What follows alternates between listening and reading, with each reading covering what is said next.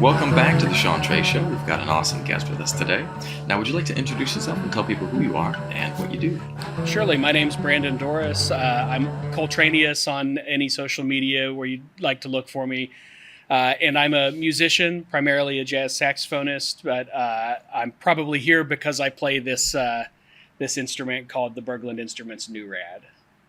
That's awesome. Now, how did you get into music? Before we go into the Nurad, how did you get into music? Yeah, so I started, in sixth grade with beginner band.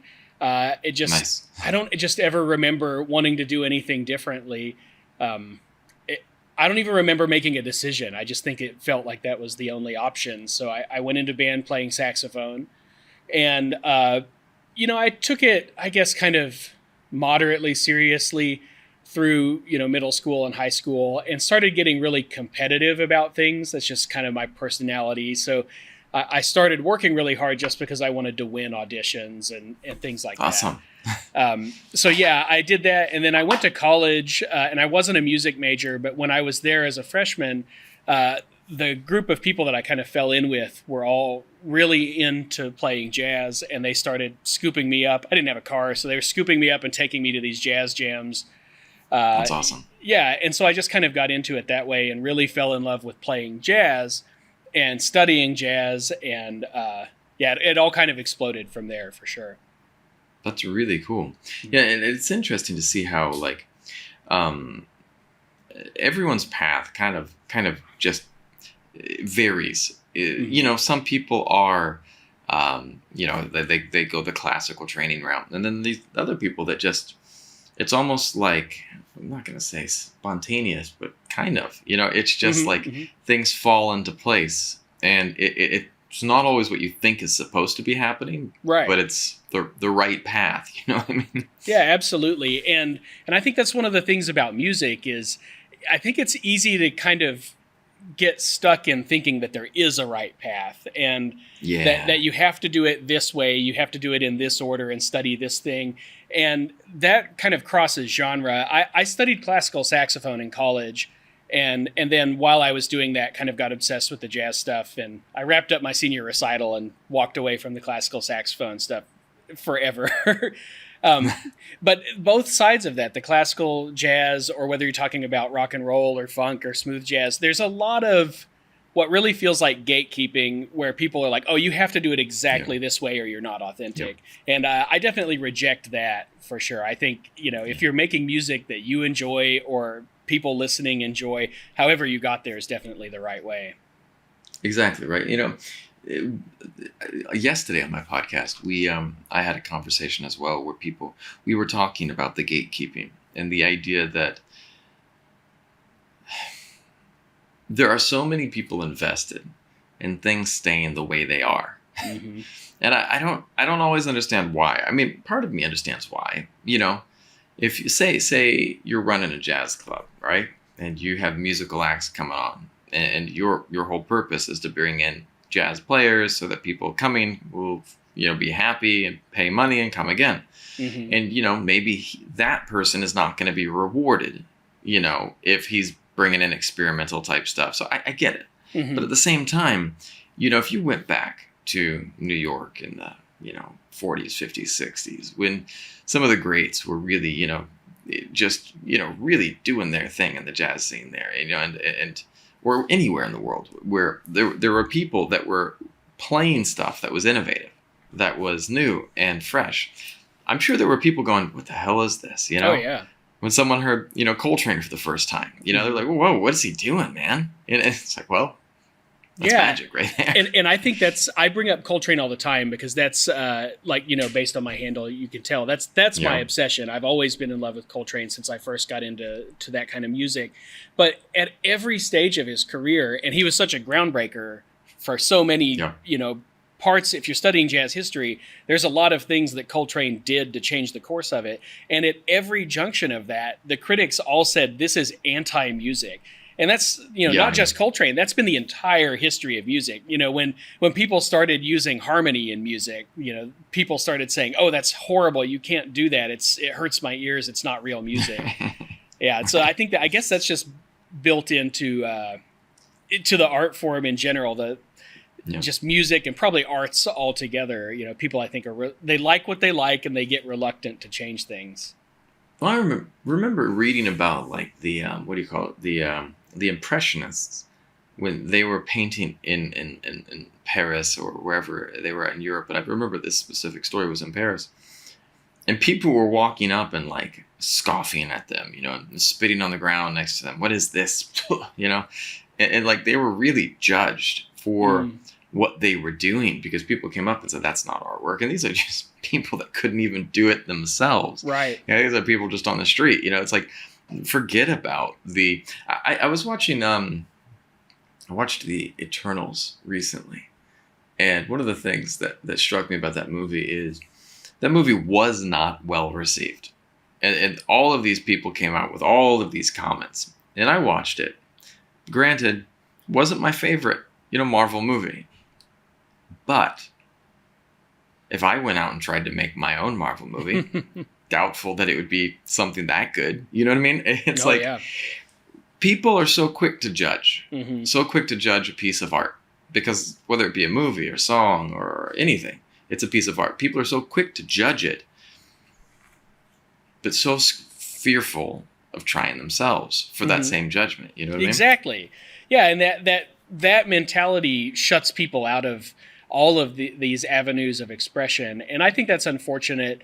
I think the university system for like music education, especially, I don't really have any information about how it works in other genres, but with music, the university system kind of promises you that if you'll invest a huge amount of money and time into doing it this very standard way, that you'll be assured success. And first off, I don't think it's entirely genuine that their motivation is to assure you success. I think they're trying to capture tuition.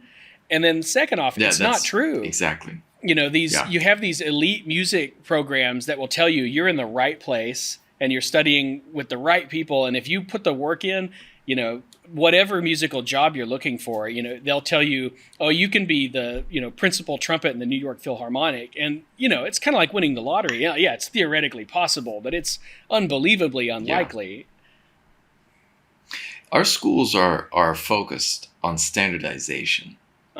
And our schools are focused on creating carbon copies of workers that can go out and populate the world with yes men, yes women, you know, and they are not places of creativity. If you want to go, granted, I am sure that there are some very creative people that are working in schools in different places, but so often, I mean, I was talking to someone last night about learning audio engineering software.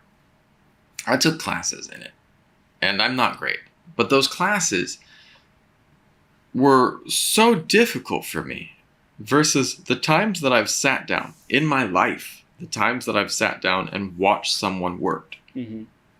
It was like a master class, you know, and I work behind the camera a lot, you know, directing, producing, and my knowledge base does not come from film school.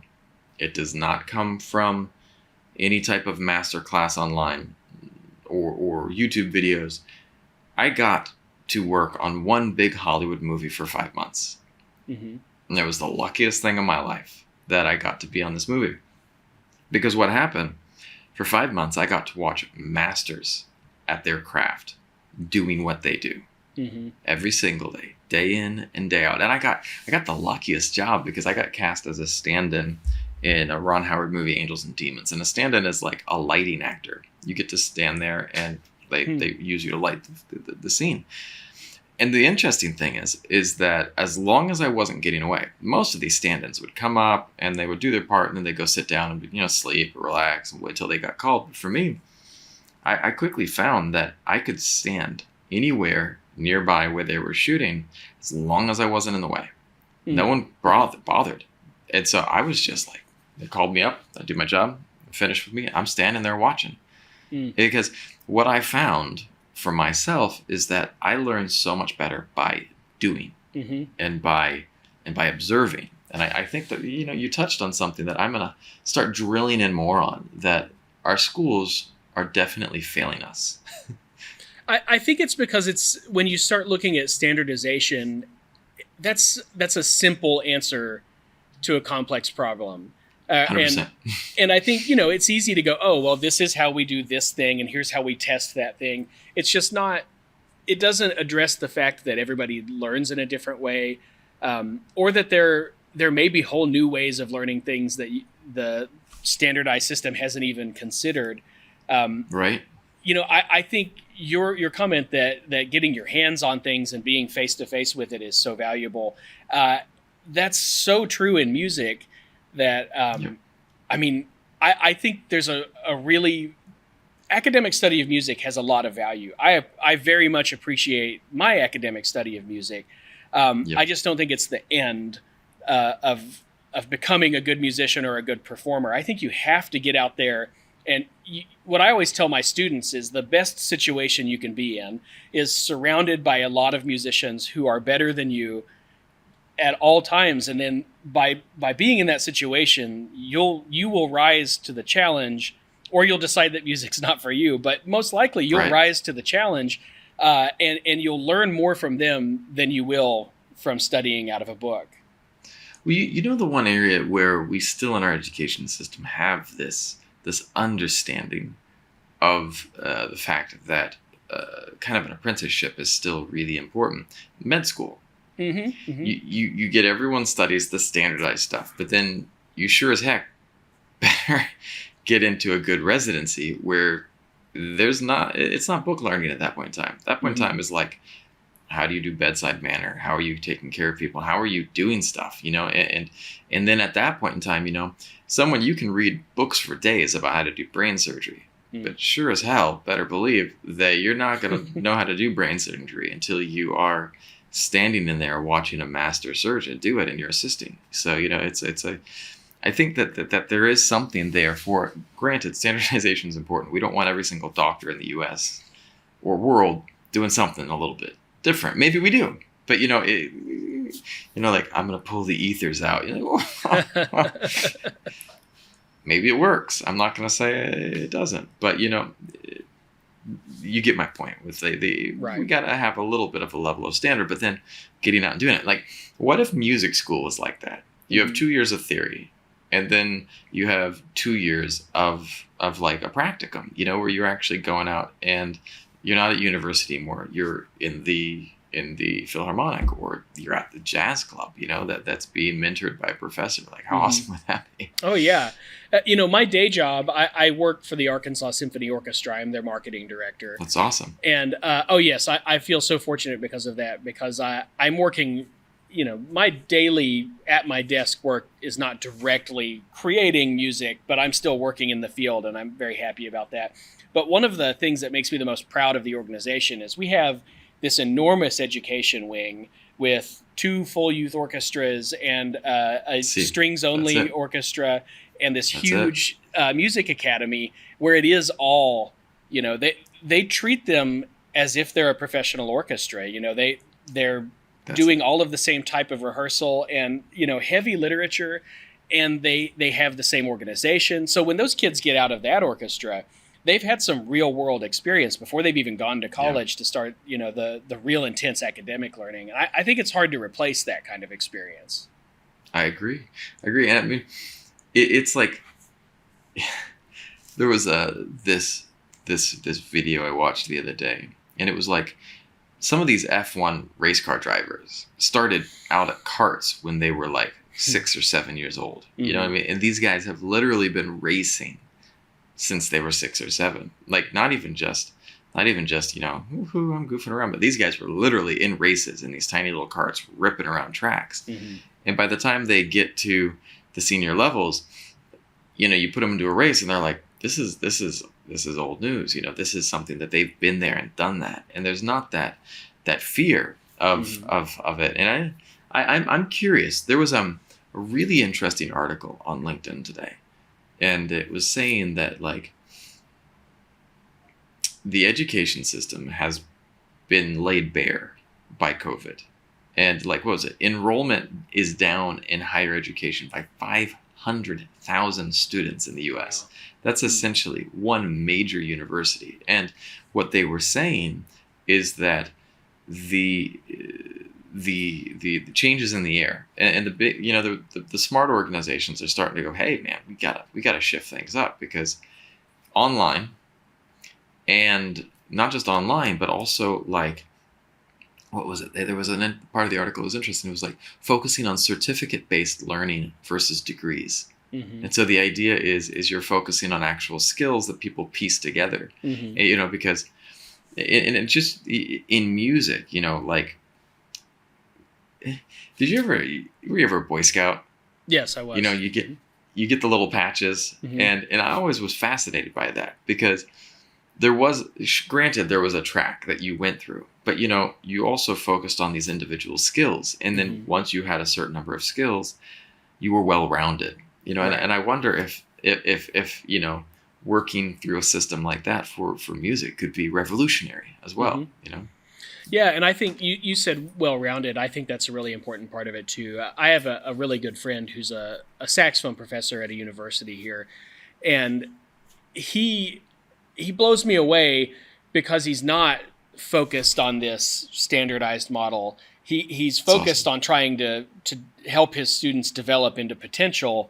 And, he uses the medium of saxophone to do that a lot. But I remember talking to him once, and, I have a private studio, and I was telling him, sometimes I'm concerned that that I'm not good at teaching saxophone. Like, I'm just worried, like, am I doing the wrong thing here? And he interrupted me and he said, Brandon, we don't teach saxophone. We teach students, and saxophone is the medium. And I was just like, oh my God, that's amazing. Yeah, exactly. What? I mean, I'll never forget that, because it's just so true. I think, like, I'm teaching music, and I'm trying to help them develop all kinds of skills, but it's within this framework that we're just using the framework as a convenient way to address a lot of skills. And it's not necessarily how do you play the saxophone. That just happens to be the thing we talk about the most. That's a brilliant way to look at it. And that was people ask what I study in university.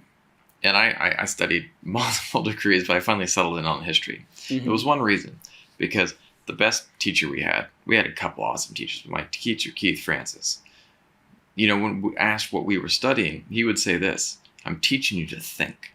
Mm-hmm. I am teaching you to ask questions. That's it. Mm-hmm. What you do with that is yours. And he's like, I'm not teaching you history. I'm teaching you the ability to perceive things, to ask questions, to deep dive, and to look at truth mm-hmm. and your way. And so, and that's one of the things that I was really fascinated by. Like, I didn't study this. I studied thought, mm-hmm. And I think that that's exactly what you're saying, is like, it wasn't about teaching a topic. It's about teaching people skills and just how to be exceptional. Yes. And I think if we're too focused on teaching this specific topic, then there's a little bit of arrogance involved in that, suggesting that once you're finished studying with me, you're done. And I definitely don't want my students to feel that way. My students are all very young. I teach high school students primarily, and I mm-hmm. sure hope I'm not the end of their study. And I tell them the amount of information that you can learn after studying with me is going to dwarf whatever I can give you. So what I really want to do is encourage them to figure out how to go after that kind of thing. And I always think my most successful students, and the students that I find the most rewarding to teach, are the ones that keep me on my toes, because I'm not driving them forward. They're driving themselves forward and basically checking in with me for a little bit of guidance. And I think that's a trait that will, no matter what you're doing, if you have that ability to drive yourself forward. And I want to, when I'm teaching, that's what I want to try to instill in people, is this ability to be curious and to ask questions and to be skeptical and to just plow forward no matter what. I think that's the skill, is motivation. I think so. And I think that the way to approach it is always to present people with. I remember in university, I had a worldview like this. I grew up in a conservative Christian family, and I went to school, and I had this one teacher named Dr. Andrew Wheat. Dr. Wheat is one of my favorite people on the planet still. And Dr. Wheat taught a world religions class. And so in that class, we read different books and passages from different holy books around the world. And it blew my mind that, I thought these people are all so strange and different than us. And I was like, wow, wow. Mm-hmm. We are very similar. And it was what it did was he wasn't pushing anything. He was sharing information that allowed me to reorient the way I viewed the entire world. And in music, in the arts, it's the same thing. I remember when I was growing up, I grew up singing in choirs. And then all of a sudden, a gospel choir came to my school. And I was like, what is this? Listen to those harmonies. Mm-hmm. Listen to that energy. And it was mind-blowing for me to perceive such a different way of doing something. And I think that's so interesting. And I think that's one of the most important things a teacher can do, mm-hmm. is to present his or her students with this new perception, this new perspective. Oh, I completely agree. And I think about my own experience playing jazz. I think a lot of people get in a phase or sometimes get locked in a phase where they have a lot of snobbery about the particular thing they do. Like I was really into the music of, the bebop era, bebop, hard bop, and Coltrane and stuff like that. And what I've always thought of as straight ahead jazz, whatever that means. Yeah. But and I translated that as the only real jazz. And then people who were playing, more smooth jazz or R&B or gospel oriented things, I really looked down my nose at it for a long time. And even any other kind of popular music, I always thought of it as like an inferior art form. And I'm so glad I was able to shake out of that, partially through some friends who kind of, put it directly in my face, like that I just had that snobbery. And so as I started really looking into those other things, it just opened up whole new worlds to me. And it's made me a better jazz player because now I've got the influence of these other things that I used to turn my nose up at. And so I think just being able to look at other things that are different and embrace the difference. I mean, it doesn't mean you have to like it. I mean, I don't listen to smooth jazz. I don't, it's not my favorite thing to listen to, but I recognize there's a lot of beautiful art there and a lot of exceptional musicians and definitely things that I can learn from it to incorporate into my own playing. So I'm grateful for that. And it's also that like maybe the smooth jazz is a gateway. It's a gateway drug to the real stuff. You know what I mean? I mean, joking with that, but it's like you said, like we get into this box of what music is. And when I moved outside the U.S., it was like it blasted open that box of what music was because it was completely different. Certainly there were elements, there were notes, there was tone, but stylistically, and the tonally, it was very different, and the way people put it together was different. And if you can embrace that and go, all right, what are the components that I like? And what are the components that I don't? And then maybe in that, there was a great example is, I was living in LA and the mid 2010s, or early 2010, like around 2010, 2008 in there, the 2010. The taco truck revolution took over LA. And they weren't taco trucks though, because at the beginning they were actually selling tacos and phenomenal tacos. But then people were like, well, people like these trucks. Let's see what other types of foods we can sell out of them. Mm-hmm. And one of the things that was like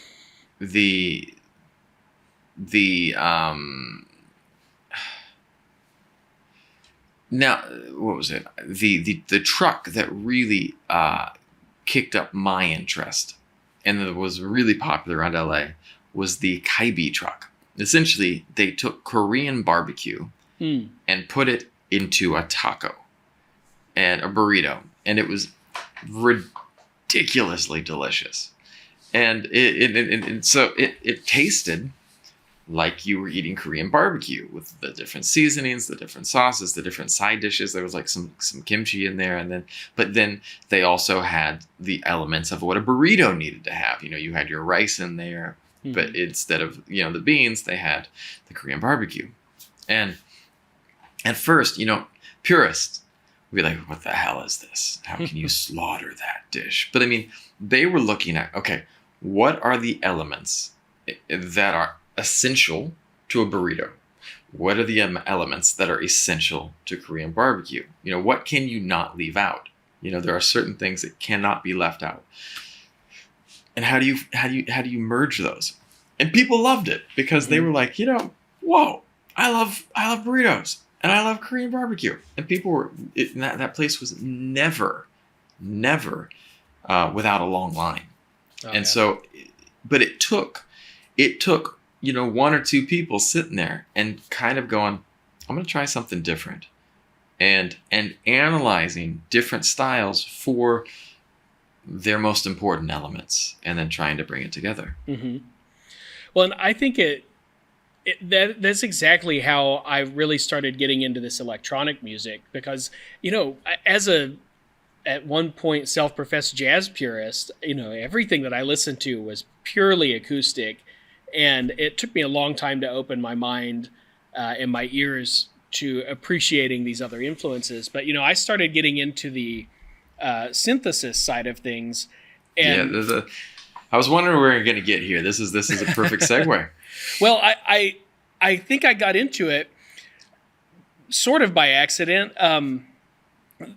Initially, there's a saxophonist named Michael Brecker who played an electronic wind instrument, and I was obsessed with Brecker because he's just one of the greatest of all time. And pretty much, if you've listened to any kind of popular music in this hemisphere in the past 40 years, you've probably heard Brecker whether you know it or not. He's That's amazingly awesome. Recorded, but a real virtuoso on everything he did.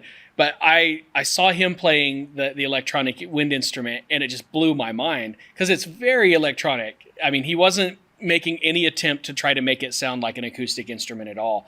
And it just blew my mind because suddenly he's got like 8 octaves of range available to him, where even a really brilliant saxophonist is probably only going to be able to get maybe 4 out of a saxophone. Like Lenny Pickett, the Tonight Show guy, he can get about 4 octaves out of it, and it's a lot. But with the electronic wind instrument, 8 octaves, that's more than a piano, Yeah. And then also just the kinds of tonal variety that you could get, or timbral variety that you could get out of it. I don't know, it just kind of hit me and really intrigued me. And I've made my inroad into this by just playing that straight ahead jazz stuff, but on this instrument, because I was so interested in that, and that's where all of my experience was. And so I just started playing like literally just jazz, swing, blues tunes, things like that, tunes written in the 50s, but played on this instrument. And I've just fallen in love with it. There's an expressive capability in it that I would never have thought possible from such a synthetic instrument. It doesn't feel like a stand-in or an artificial anything. It's just such an amazing expressive sound that I've stayed in love with it.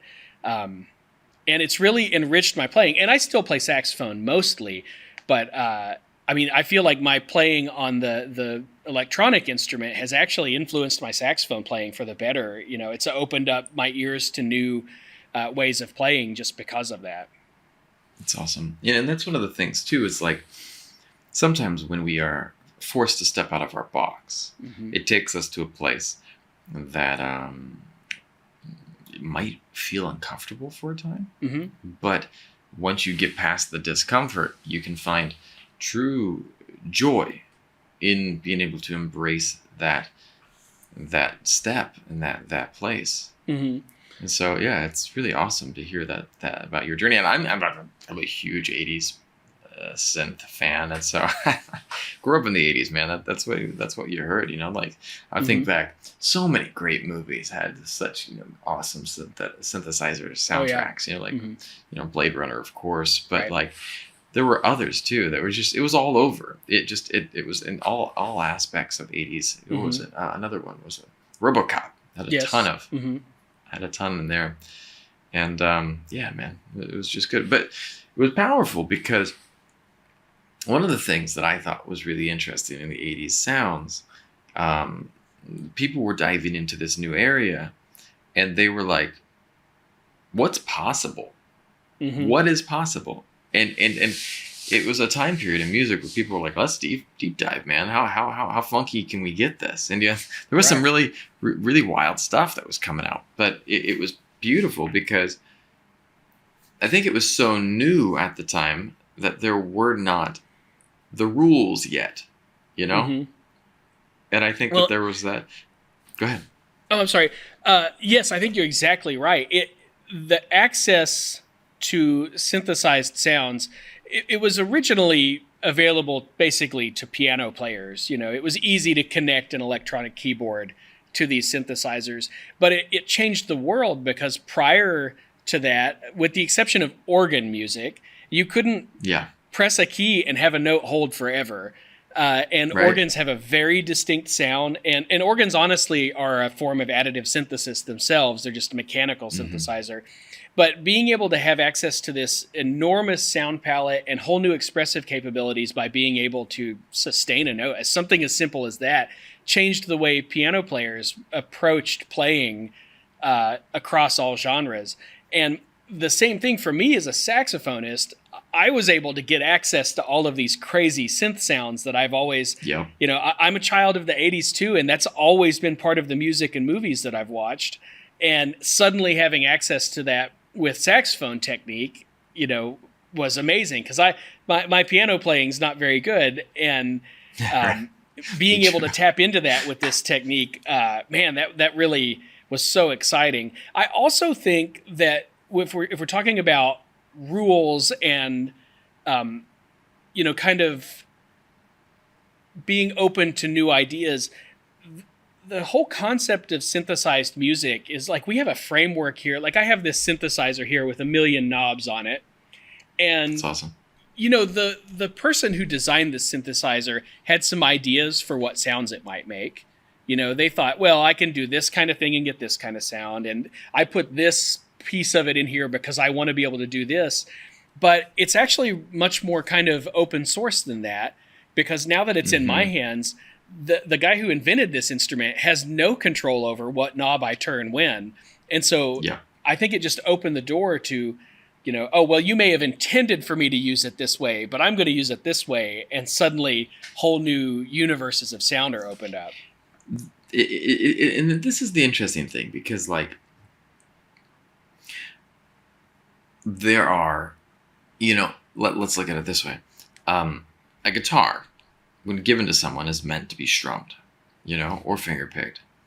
But what if someone were to turn around and turn it into a drum? Why not? It's a resonant instrument, and you hear some guitarists that do some percussive techniques on the guitar. Piano as well, the keys are meant to be pressed and played. Most of the instruments that are out there are meant to be played in a certain way. Right. Versus the synthesizer, there's much more flexibility because, again, you can do it a bunch of different ways. There was this kid who was on Instagram, and he was doing Wham's song. What was it? I'm blanking right now. They used it in Deadpool as well. It's a super common 80s love song. I'll remember it in a second. Is it Take On Me? Is it that one? Not Take On Me. Oh. I can't remember. Deadpool, yeah, Wham. I remember what you're talking about in Deadpool. I can't remember the song. It is Careless Whisper. Careless Whisper. Yeah, some iconic saxophone playing there. Right? Super iconic. Well, there was a kid who did this guitar cover of it. It was really virtuoso. And he's playing. And so to get da, da, da, da, da, da, da. And how that he was dropping notes by really quickly cranking on his tuner very perfectly to change the note, and he kept, and he's just blowing it, and he's using his tuner as a way to create a new sound and a new a vibe. And it was just like, oh man, I've seen people do drop tuning on a guitar. I've seen people do things like that, but not mid-song, not using that as a technique. And so that's one of the things that you just point out with the synthesizer is person might have had a way that they thought it was going to be used, but people can use it however way they want, Well, in the instrument that I play, the Nurad, the wind controller, I don't think the people who were initially creating synthesizers expected anybody to apply woodwind technique to it. And the man who invented this, to my knowledge, the entire family of instruments was invented by Niall Steiner. Now, I'm not a scholar, so there may be somebody else may have beat him to the punch. But in the 70s, Niall started saying, well, I play trumpet. I want to be able to control these synthesizers with trumpet technique, and really opened the door. And he's the person who built that first instrument for Michael Brecker, which at the time was called the Steiner phone, and then later was licensed as the EWI, the electronic wind instrument. And then, just so many things there were, this is the way somebody expects this to be used. Well, I figured out if I plug this in here and apply voltage to it here, I can use it this way instead. And I'm very grateful for that, because through many decades that landed here, and I derive a great amount of joy from playing this instrument. That's awesome. And this, by the way, is a descendant. So let me kill that flashing light. It's driving me nuts. Sorry. This is a direct descendant of those Niall Steiner instruments. That's awesome. That saxophonist, Michael Brecker, shortly before he passed away, was seen playing an instrument that had this kind of side-by-side layout. Niall had made that for him. And then the trumpet version of the instrument, the electronic valved instrument, has basically gone out of production. And so there were a few trumpet players who got together and said, well, we need to revive this before the last one of them vanishes. And I could go on for a long time about this subject. But long story short is a few people got together and reinvented the electronic valved instrument. And during that, Niall Steiner, who's still around and still inventing instruments, got involved with the project. And then I managed to get connected to them during that, and was part of some very unscientific surveys of people asking, well, if we were to revive some kind of woodwind instrument version of this, what would we want out of it? And that's kind of where this came. So I really love the fact that this, Niall Steiner was involved with the design of this instrument. He's the person who invented the entire family of the instrument, 40 years ago. That's awesome. 50 years ago. And so, I love it. And the technology is very similar, just refined since then. And I've become friends with so many people in that community over this. That's just really cool too. I'm 40 years old, and I've learned so much just in the past 2 years about all of this, just through this project. That's awesome. And it's powerful because, I'm 43, and I'm still learning. I'm still learning about life. And I feel like, if we can constantly have that level of creativity, that level of spontaneity, that level of curiosity about the world around us, it will make the world a better place. Absolutely. That's awesome. Now, if you could go back in time and give some advice to your younger self, what advice would you give yourself? Oh man, there are a lot of opportunities there. If I want to stay on musical themes, sure. I had the opportunity when I started college. I was essentially being paid to study music, which was an unbelievable privilege, and I squandered it immediately. And I try not to go down like pathways of regret. I don't know that there's a lot of healthy thinking there, but if I could give young me some advice, it would be like, hey, there's a practice room right there, and you have all the time in the world, and all the resources in the world. Get in there and use it.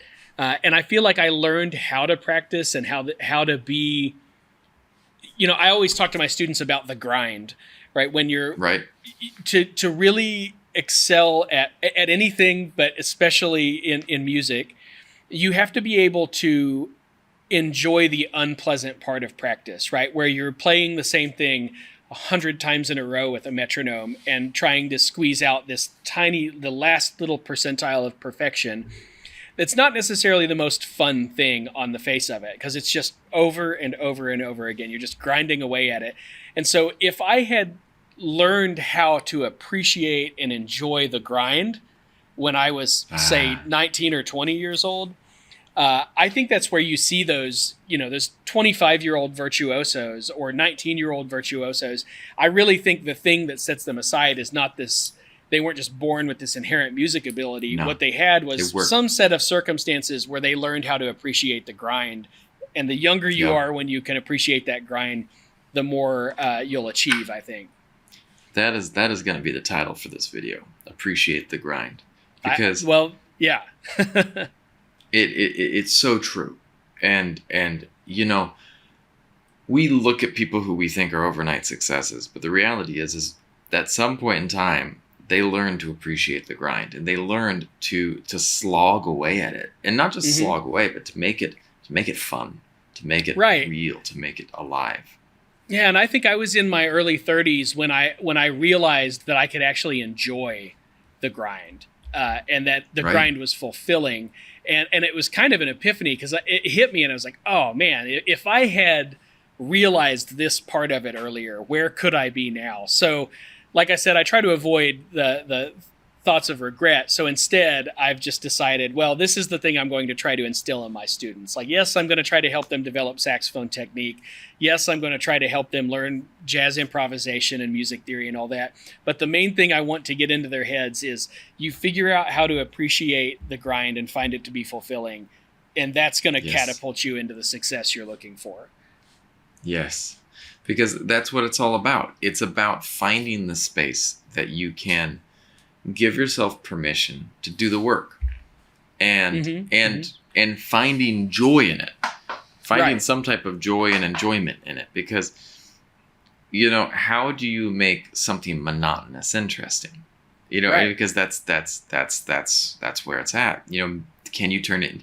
I'm a big fan of gamifying things, and rewarding yourself for.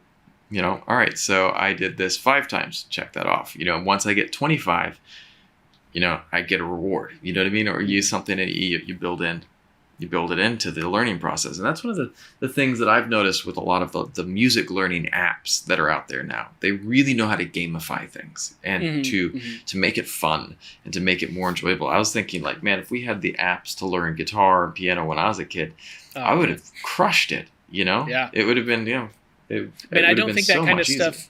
I'm sorry. Yeah, you're exactly right. I don't think it replaces instruction or study, but what an enormous asset to help you figure out how to enjoy practicing and developing. That's another things I talk to my students about is like just the sheer volume of resources available to you here in 2022 is mind blowing. I mean, what if YouTube had been around when I started college and started studying music in 2000, or the ability to take a remote lesson with somebody, or even just to talk to somebody via video, like this. When I was studying jazz in the very beginning of my study, oh man, I can't even conceive of what that would have been like. Yeah. There was this interesting story that was like, what will the future look like? And then there was a really interesting point that I thought was something that was something to latch onto. That the history of humankind has been a story of a migration towards cities, because cities were places of opportunity and where you could gain information and knowledge, and it was an exchanging point of knowledge.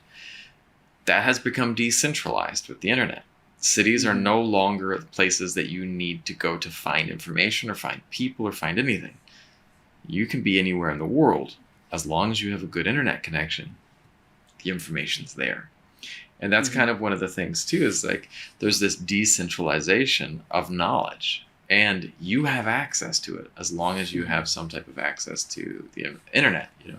And I think that's just so powerful, because no one should ever complain that they didn't have access to information anymore. Because let's be real, there is probably hundreds of millions of hours of knowledge on the internet.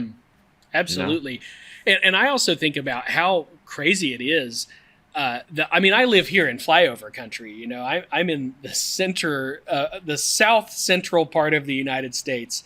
And for me to have ended up with direct access to the inventor of this family of instruments, right. I mean, it's just mind blowing that even happened. Yep. And I feel very fortunate for that, as well as just having access to all of the resource in general. Yeah, it's a very exciting thing. I think there's a lot of, everybody knows that access to that information and communication also comes with some challenges, but I really like to focus in on, like, just think about the amount of benefit that you can get from it. And it's really exciting. I always tell my students, like, I'm really excited for you. Like, this is a really cool time for you to focus in on what you can achieve and what you can learn. There was in my university, I took a psych class, and it was interesting because the internet was getting going. Email was a thing that was just getting going. And I was like, so I was not lazy, but I always like to find my way to kind of get ahead and play different angles. And so there was once, and I was in a debate, and I knew the other team was stacked with really smart students. Like really, really smart kids. And not that I'm not smart, but like these are the kids that would have done, put in, 18 hours just on one point, and I put in 3, And so it's like, I wanted a way to not level the playing field. I wanted a way to win.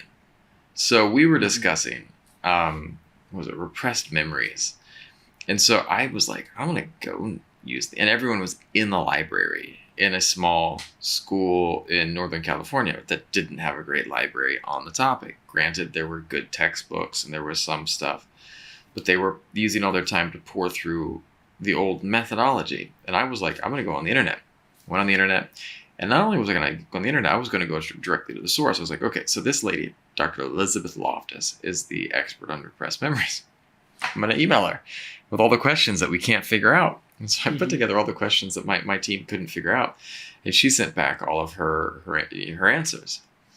And so in the middle of the debate, we get in there, and the other team gives their point, and I just started to go. Well, it's like, well, when I spoke with Dr. Loftus last night, this is the first thing she said. Just went through that. My professor's just like over in the corner going, yeah, it's pretty awesome. And what struck me was that suddenly access was there to a leading expert in the field. Some college student emailed her and she was responding to it. There shouldn't, across the board, granted, there are still people who are tough to get in touch with. But for the most part, if you really wanted to find someone and to ask them a question, it's possible. It's really possible now.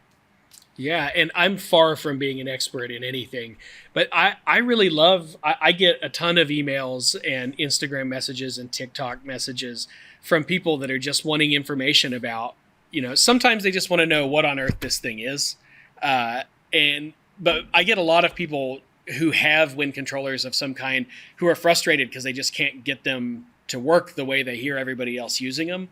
And I find it incredibly fulfilling to be able to just, hop on a call with them or exchange emails and help them through figuring out some of this stuff. I beat my head on the wall with this stuff for a long time. And I really enjoy that. That's one of my favorite, parts of the limited amount of notoriety that I hit on TikTok and Instagram. I think my favorite part of it is people saying, hey, I have one of these. I can't figure out how to do this. Is there anything you can do to help me? I love that part. See, that's where it's all at, because at the end of the day,